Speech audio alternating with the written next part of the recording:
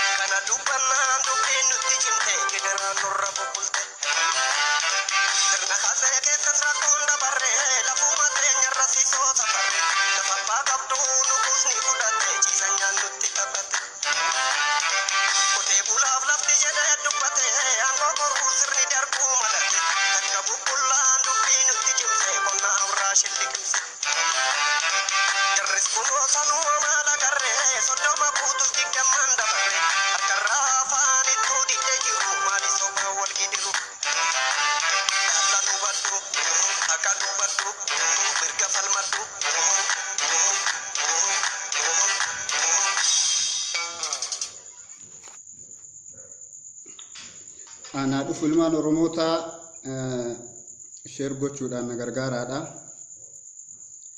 Dhaamsa kookiima Oromoo fi Oromiyaa guutuu biraan akka naageettan abdiin qaba. Wanni as deemaa jiru ilmaan Oromoota garaan qurxiin beeyna xalaata abbaati jedhani. Wanni as deemaa jiru waraana wanni dalagamaa jiru Itoophiyaa keessatti guddisee waan nama ajaa'ibuudha. Guddisee illee waan nama jibbisiisuudha. Kanaaf ammootu nu akka Oromiyaa mootummaan qabnu ani hidhachiisuun alatti filannoo biraan qabnu jechuudha. Fakkeenyaaf kutaan biraa yookaan naannoon biraa Itoophiyaa keessatti mootummaa naannoo ofii qabdi. Mootummaan naannoo ishee suni ka ummata isiitii wardiyaa, ka qabeenya ishii tiisu, ka ummata isii tiisu. Share godhame namni hedduu na haasa'u share godha. Kana waan ta'eef akka naannootitti mootummaan qabnu akka naannootitti poolisiin nu gargaaru hin jiru. Liyyuu hayliin poolisii naannoo Oromiyaa diina qarree uummata Oromoo ka dhume ka waraana nafxanyaatiin liyyuu haylii naannoo Amaaraatiin dhume osoo deebii hin argatin qabeenyi isaanii deebiin argatu jechuudha. Qabeenyi isaanii kafalamu tokko illee hin jiru. Uummanni keenya wanni beekuu qabdan nu lubbuu ilma namaatu nurraa du'e. Itoophiyaa jecha Itoophiyaa tana ni jaalanna jecha afaaniin akkasuma jecha lubbuun namoota nurraa du'e osoo garaa isaan hin nyaatin nu lubbuu ilma namaatu nurraa du'e. Lubbuu ilma namaatu nurraa du'e jechuudha. Ka gaafataa jirru lubbuu ilma namaa lubbuu qeerroo qarree Oromiyaa keessatti waraana nafxanyaatiin ajjeefamaniiti ka gaafataa jirru. Osoo kun deebiin argatin ummata Tigraay irraa baradhaa jennee dadhabne. Poolisiin naannoo Oromiyaa liyyuu hayliin ummata Tigraay irraa baradhaa jennee dadhabne. Waraanni makalaakaa federaalaa keessa jiru ijoolleen Oromoo kabilisoomuu qabu dura kutaa keenyaa kabilisoomuu qabu dura ummata Oromooti. Itoophiyaan Oromoo gadi fageenyaan itti yaaddanii dubbii kana hayyoonni Oromoo gadi teettanii wabiin Oromiyaan qabdumeeti. Wabiin ummanni Oromoo qabumeeti. Gaafa waraanni Itoophiyaa keessatti baname. I am sure hin banama waraanni lolli ni banama. Osoo ooleen bulle ni banama waraanni. Namni poolisii naannoo Oromiyaa abdattee taa'aatiin hin jirtu dogongorte. Namni qeerroo fi qarree Oromootti gufuu ta'eetiin hin dalagaa. Kaadima nafxanyaa jechuudha. Kaadima nafxanyaa kana bakka nun bu'u mootummaan naannoo Oromiyaa amma Oromoo hogganu kuni yoo qeerroo fi qarree bira ummata Oromoolee Oromiyaallee bakka hin bu'u. Poolisiin nafxanyaa kaddamuu malee ummata Oromootiif Oromiyaallee bakka hin bu'u. Shimallis Abdiisaa fiixaa goobana daaceeti. Kantiibaan magaalaa Shaashamannee akka hin jiraanne gamanumaan si beeksifna jechuudha. Nafxanyaan qeerroo kumaatamaan fixanii waraana itti ajajjanii ficcisiiftanii waraana faannoo naannoo Amaaraatii fiddanii qeerroo fi qarree Oromoo ficcisiiftanii Hayilee Gabrasillaasee qabeenya si jalaa gubate san dachii Oromiyaa irratti ijaarrachuu iyyuu mirga hin qabdu. Maan mafti saxxaante dachee teenya irratti ijaarrachuu mirga hin qabdu. Gondariif Goojjam deemtee ijaaruu ni dandeetta. Ijoollee teenya warra nu jalaa ficcisiisan gumaa isii kumaatamaan nu lubbuu ilma namaatu nurraa du'e isaan ammootu qabeenya himatan jechuudha. Gaafa isaan qabeenya kana himatan nu ammootu lubbuu ilma namaa kan nurraa dabrite kana himanna jechuudha. Jaalattes ta'e jibbite. Sabaa sablammiin biraa warroonni nagahaan Oromiyaa keessa jiraatan hujii qeerroon adeemsisu irratti warroonni gufuu taatanii shira xaxxanii CID nafxanyaa taatanii nafxanyaadhaaf marrajaa tokko dabarsitaniitiin hin kennitan Oromiyaa keessa jiraachuun amma booda isiniifis hin jiru jechuudha. Warroonni nagahaan jiraatan sabni akka Guraagee, ka akka Silxee, ka akka Sidaamaa nagahaan jiraata Oromoof Oromiyaa keessa. Nafxanyaan garuu Oromiyaa gadi hin dhiisu yoo ka jettu taate qabeenya kee ka gubatuuf lubbuu ilma namaa ka badduuf itti gaafatamaa miti. Itti gaafatamaa miti. Ummata keenya naannoo Amaaraa keessa jiraatu kabajaan nu gaggeessi.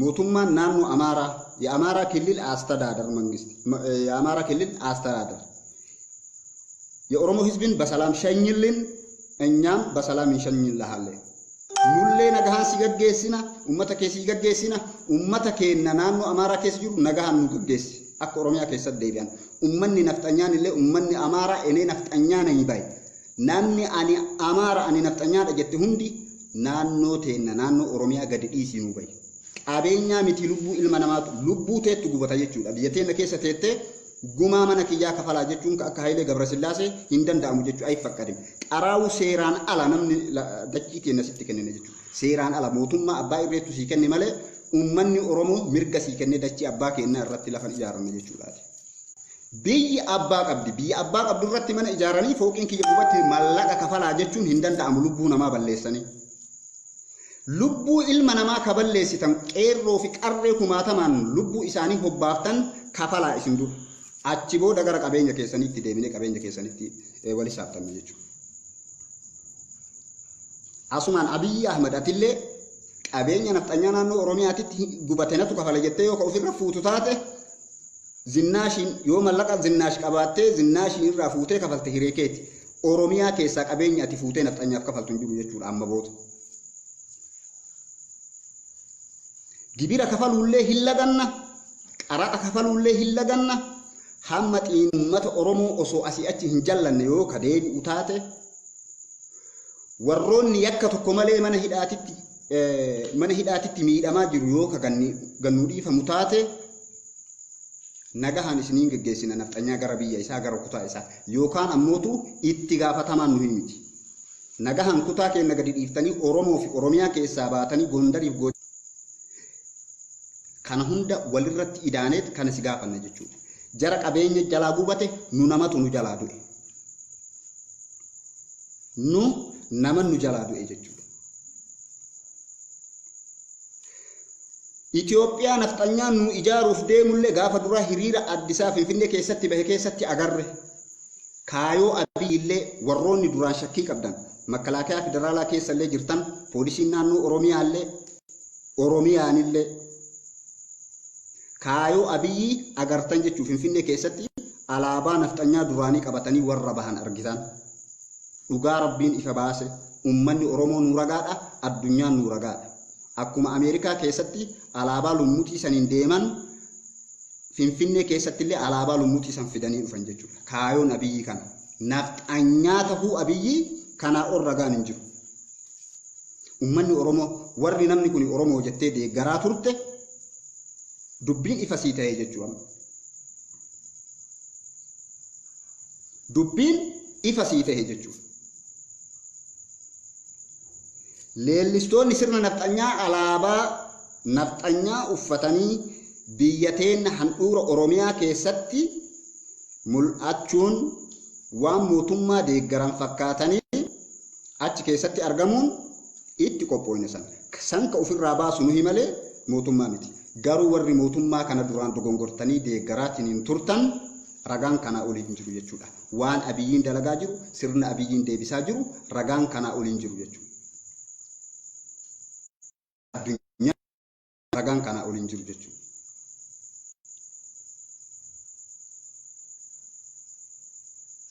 Uf beekaa uummata Oromoo uf eegaa wal eegaa kutaa kutaan namni du'ee namaan galu uummata kanun bu'u Shimallis Abdiisaallee alaabaa lummuutii warra qabateetiin Finfinnee keessa deemu osoo nu argu amma booda ani bilchiginnaadha yoo kanuun jettu taate ijateettu si bada jechuudha. Amma booda ummanni Oromoo isaan hoogganamu hin jiru jechuudha. Hooggana kennaa miti hadharraa jalqabee hooggana nu fakkaatu nutu uummata. Bakka nun bu'u jechuudha. Filannoo waa lama isinii kennina. Yookaa ummata Oromoo filadhaa yookaa Abiyyi filadhaa. Dubbiin haganum poolisiin naannoo Oromiyaatii fi mootummaan naannoo Oromiyaallee takkaa ummata filadhaa takkaa ammootu nafxanyaa filadhaa.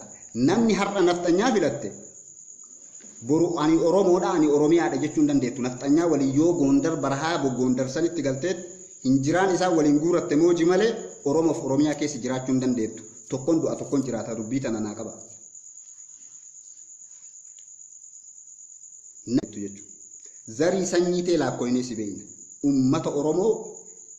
Ummata Oromoo filachuu fi mootummaa tokkocha baru aangoo irraa bu'u filachuun isintu itti laallata poolisiin naannoo Oromiyaa. Yoo ummanni kun Abiyyiin boru bada ummanni kun hin badu. Abiyyiin boru hangoo irraa bu'a. Shimallis Abdiisaa boru hangoo irraa bu'a. Mindaan kun boru isin irraa dhaabata. Mindaa ka isinii kafalaa jiru ummata. Gibira murra yoo isin qadiddaan taate. Gibira murra, qaraxa murra. Yoo ka inni dirqamaa nutti deemu taate dannee jirra wal hidhachiifna ofirraa dhorkuu dandeenya jechuudha. Galii mootummaan federaalaa naannoo Oromiyaa irraa argatu amma booda haraama sitti godha. Hamma gaafa gaafiin kenna haqqiidhaan haqiiqaadhaan akka nu barbaannetti nu deebi'utitti galiin naannoo Oromiyaa irraa ati argattu gibirri manaa gibirri dachee sitti haraama ta'a jechuudha Abiyyi Ahmad illee. Namni Oromoo ta'ee Oromiyaa keessatti gibira tokko mootummaa federaalaatii fi mootummaa naannoo Oromiyaatiif illee kafale diina ummata Oromooti. Mee mindaa poolisiin nyaatteetiin ummata Oromooti ittiin dhukaaftu laalla. Mee mindaa ati makalaakaa federaalaa gadi fiddeetiin nafxanyaa akkasitti goobsiteetiin ummata Oromooti ittiin dhukaasiiftu laalla. Bakka ati fuutee kafalteetiin Oromoo caccabsiiftu laalla. Mindaanu isinii kafalu ummanni Oromoo isinii kafalu mootummaan kun Abiyyiin bakka inni fidee isinii kafalu laalla. Mindaa keessan nutu qaba nutu harkaa qaba nutu isinirraa mura jechuudha. Dhugaan jirtu tan ummanni Oromoo kafuudhee Abiyyiin kafalu laalla. Waraanni kun eega waraana nu eegu kan taane taate poolisiin naannoo Oromiyaatii fi makalaakayaan federaalaa illee eega diina ummata Oromoo ka ta'u taate diina keenya ofirratti hin gabbarru galiin mootummaa naannoo federaalaatii fi mootummaa naannoo Oromiyaatiif illee galu ni cita jechuudha. Har'a irraa jalqabee gibirri isin kafalamu qaran isin kafalamu. Tarkaanfii haga achiitti fudhanna jechuudha. Ummanni Oromoo kana ta'uu beektanii poolisiin naannoo Oromiyaa mindaalee yoo taate ummata keessantu isinii kafala malee Shimallis Abdiisaa hin kafalu. Namni isin mindeesse ummata Oromooti malee Abiyyiin isin hin kafalu. Ummata Oromoo ka irraa nyaattan ka irraa dhuudan ka dachii Oromoo ta keessa jiraattan ta waliin jiraattan qaama keessan foon keessan waardiyaa isaa taatanii qeerroo bira dhaabbattanii qeerroo wajjin hin dalaydan taanaan mindaan ni murama. Mindaan isinii kafalamu hin jiru. Galiin naannoo Oromiyaa irraa isin argattan amma booda hin jiru. Isinitti haraami. Dhugaan jirtu tana jechuudha. Bahaa seensatti ummanni Oromoo wal dhagaha, wal kabaja, namni gufuunutti ta'e kaleellee har'allee namni mootummaa dhufaa dabraa waliin gufuunutti ta'e OPDOdha. OPDOn misaa'ila guddaa ummata Oromootiin gabroomsanidha. OPDO ni buqqifna, OPDOtiin amannu, OPDO keessaa baafna jechuudha. Poolisiin naannoo Oromiyaa, Liyyuu Hayiliin naannoo Oromiyaa kootu ummata keetitti. Ummata kee bira dhaabbadhu, qeerroof qarree bira dhaabbadhu. Kanan gootu taanaan mee namni mindeesse jetteetiin hin hadhaqa. Ummata Oromoo fixxusan bakki inni mindaa fuudhee sii kafalu laalla nu galii kennan murama. Gibirri murama, gibirri manaa kadachee galima naannoo Oromiyaa madda goggoyde taasifna. Madda goyde haroorachi irraa goge amma booda Abiyyi Ahmad haroorachi irraa goge taata achitti dhumtan malee galiin naannoo Oromiyaa irraa isin argattan takka illee hin jiru jechuudha.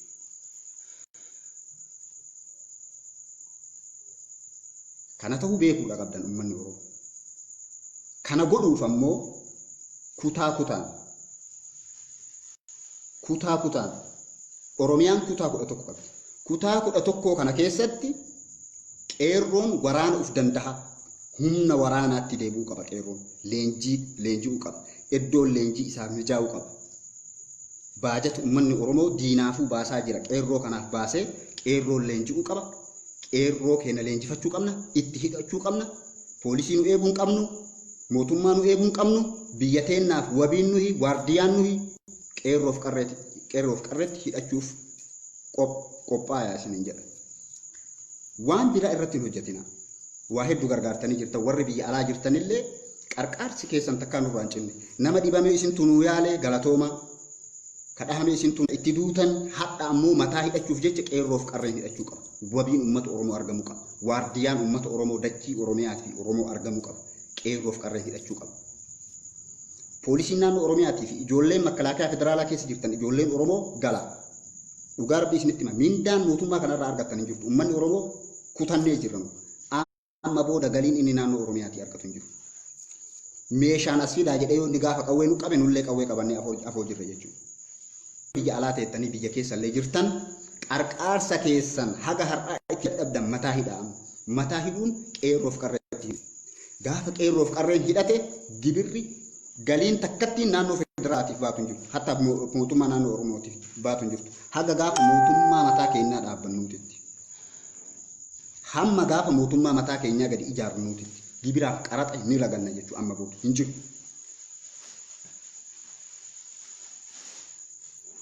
Kana waan ta'eef kanarratti hojjetamuu qabu. Qarqaarsi isin haga har'aa uummata Oromoo bira dhaabbataa turtan kamataa hidhamu yoo qeerroo fi qarratti hiitamu duwwaa. Rabbiin isin haa gargaaru. Poolisiin naannoo Oromiyaa gadi dafii qeerroo fi qarree biratti hiriira bahi qeerroo fi qarree waliin karaa cufi. Poolisiin naannoo Oromiyaa liyyuu hayliin naannoo Oromiyaa karaa cufuu qabda qeerroo fi qarree waliin. Mindaa kee uummatatu sii qaba. Uummata sii kafala. Hiqif dirribiidhaan sii kafalama jechuudha. Hiqif dirribiidhaan sii kafala uummanni Oromoo. Amma booda galiin naannoo Oromiyaa irraa mootummaan federaalaa argatu takka illee hin jirtu. Biyyi teen of dandeettuudha.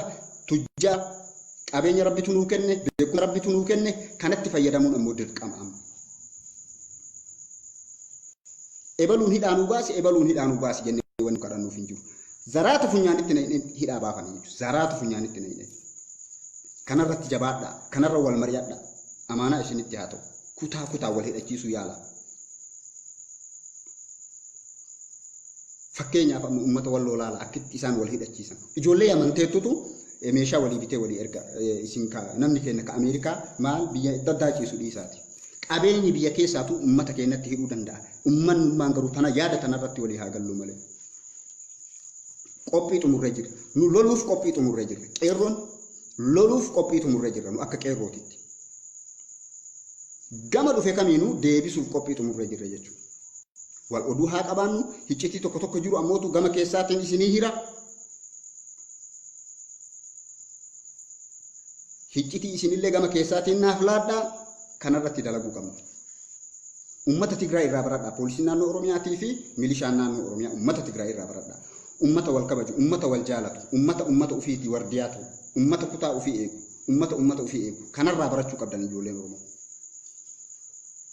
Mindaan keessan hiqif dirribiin isinii kafalama. Ka isinii kafalu uummata Oromooti. Oobartaayimii waliin hiqif dirribiin waan amma mootummaan federaalaa isinii kafalu kana waan uummanni Oromoo isatti kenne irraa isinii kafala. Taan irraa nyaatee taamuu isin nacciree. Kana ammootu uummata Oromoo bakka bu'eetiin waadaa isinii seenuu ni danda'ani. Hiqif dirribiin isinii kafala uummanni Oromoo. Garuu dacheen Oromiyaa haa bilisomtu qeerroof qarree bira dhaabadhaa. Yoo jarri karaa cufte waliin karaa cufa. Yoo jarri dildila cabsite waliin dildila cabsa.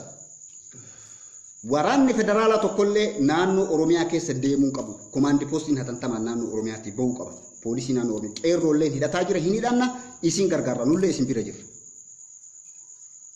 Isin bira jirra wanni shakkitan takka illee hin jiru jechuudha. Nullee isin duubaan jirra wanni shakkitan takka hin jiru. Abshir. Kanaafuu ilmaan Oromoo jaalatamoo fi kabajamoo nagahaan naa bulaadha. Kantiibaan magaalaa Shaashamannee kantiibaan magaalaa Shaashamannee dalagaa ati dalagaa jirtu san qubasi qabna jechuudha. Sanyii zarii tee lafaa balleessinu.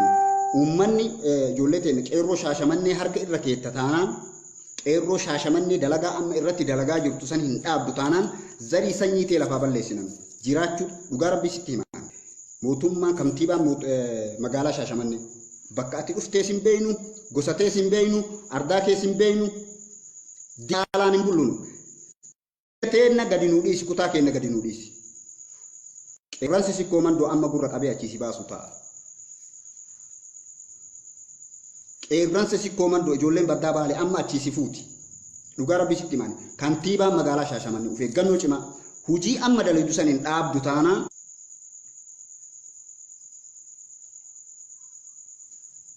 ijoollee mana hidhaa jirtu Shaashamanneetti qeerroo nu jalaa hiitellee hatantamaan gannuu dhiisi.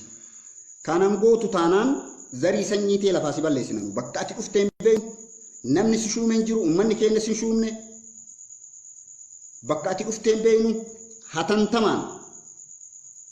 hatantamaan dalagaa amma hojjetaa jiru san si qaba si dhagahee jira dalagaa san hin dhiiftu taanaan carraa biraan qabdu carraa biraa siin kennu jechuudha.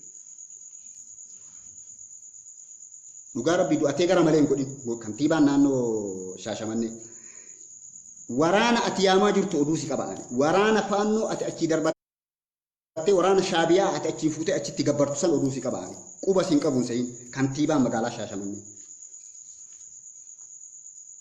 waraana shaabiyaatii fi faannoo ati fuuteetiin qabeenya uummata Oromootiin achitti gabbartu san si beeka jechuudha hujii kanarraa gad hin teettu taanaaniin zarii sanyii teettu lafaa bada kunillee garaan qurxii si haa beeku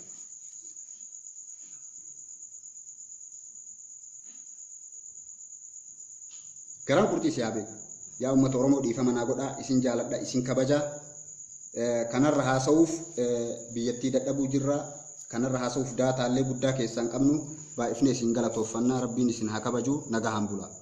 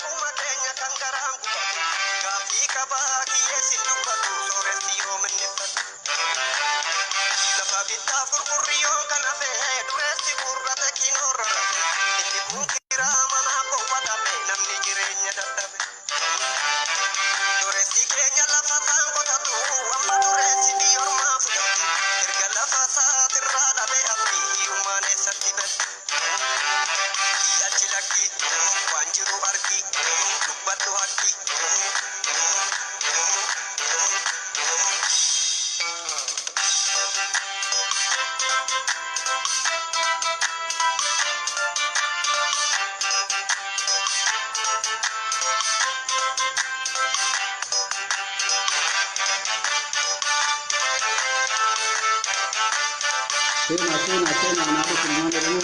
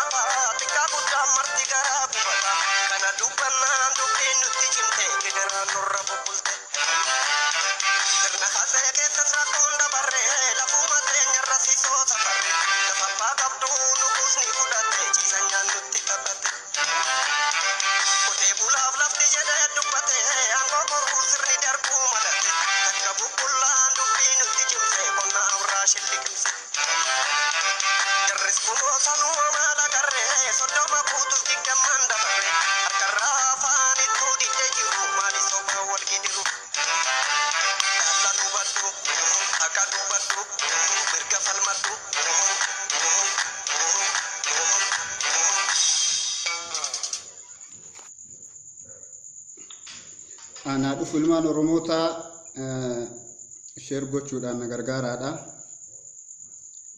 Dhaamsa kookiimaa Oromoo fi Oromiyaa guutuu biraan akka naa geettan abdiin qaba. Wanni as deemaa jiru ilmaan Oromoota garaan qurxiin beeyna xalaata abbaati jedhani. Wanni as deemaa jiru waraana wanni dalagamaa jiru Itoophiyaa keessatti guddisee waan nama ajaa'ibuudha. Guddisee illee waan nama jibbisiisuudha. Kanaaf ammootu nu akka Oromiyaa mootummaan qabnu tanii hidhachiisuun alatti filannoo biraan qabnu jechuudha. Fakkeenyaaf kutaan biraa yookaan naannoon biraa Itoophiyaa keessatti mootummaa naannoo ofii qabdi. Mootummaan naannoo ishee suni ka ummata isiitii wardiyaa, ka qabeenya ishii tiisu, ka ummata ishii tiisu. Sheer godhame namni hedduu na haaseenu sheer godha. Kana waan ta'eef akka naannootitti mootummaan qabnu, akka naannootitti poolisiin nu gargaaru hin jiru. Liyyuu hayliin poolisii naannoo Oromiyaa diina qarree ummata Oromoo ka dhume ka waraana nafxanyaatiin liyyuu haylii naannoo Amaaraatiin dhume osoo deebii hin argatin qabeenyi isaanii deebiin argatu jechuudha. Qabeenyi isaanii kafalamu tokko illee hin jiru. Ummanni keenya wanni beekuu qabdan nu lubbuu ilma namaatu nurraa du'e. Itoophiyaa jecha Itoophiyaa tana ni jaalanna jecha afaaniin akkasuma jecha lubbuun namoota nurraa du'e osoo garaa isaan hin nyaatin nu lubbuu ilma namaatu nurraa du'e. Lubbuu ilma namaatu nurraa du'e jechuudha. Ka gaafataa jirru lubbuu ilma namaa lubbuu qeerroo qarree Oromiyaa keessatti waraana nafxanyaatiin ajjeefamanii ka gaafataa jirru. Osoo kun deebiin argatin ummata Tigraay irraa baradhaa jennee dadhabne. Poolisiin naannoo Oromiyaa liyyuu hayliin ummata Tigraay irraa baradhaa jennee dadhabne. Waraanni makalaakaa federaalaa keessa jiru ijoolleen Oromoo ka bilisoomuu qabu dura kutaa keenyaa, ka bilisoomuu qabu dura ummata Oromooti. Itoophiyaan Oromoo gadi fageenyaan itti yaaddanii dubbii kana hayyoonni Oromoo gadi teettanii wabiin Oromiyaan qabdumeeti. Wabiin ummanni Oromoo qabumeeti. Gaafa waraanni Itoophiyaa keessatti baname. I am sure hin banama waraanni, lolli ni banama. Osoo ooleen bulle ni banama waraanni. Namni poolisii naannoo Oromiyaa abdattee taa'aatiin hin jirtu dogongorte. Namni qeerroo fi qarree Oromootti gufuu ta'eetiin hin dalagaa. Kaadhima nafxanyaa jechuudha. Kaadhima nafxanyaa kana bakka nun bu'u mootummaan naannoo Oromiyaa amma Oromoo hogganu kuni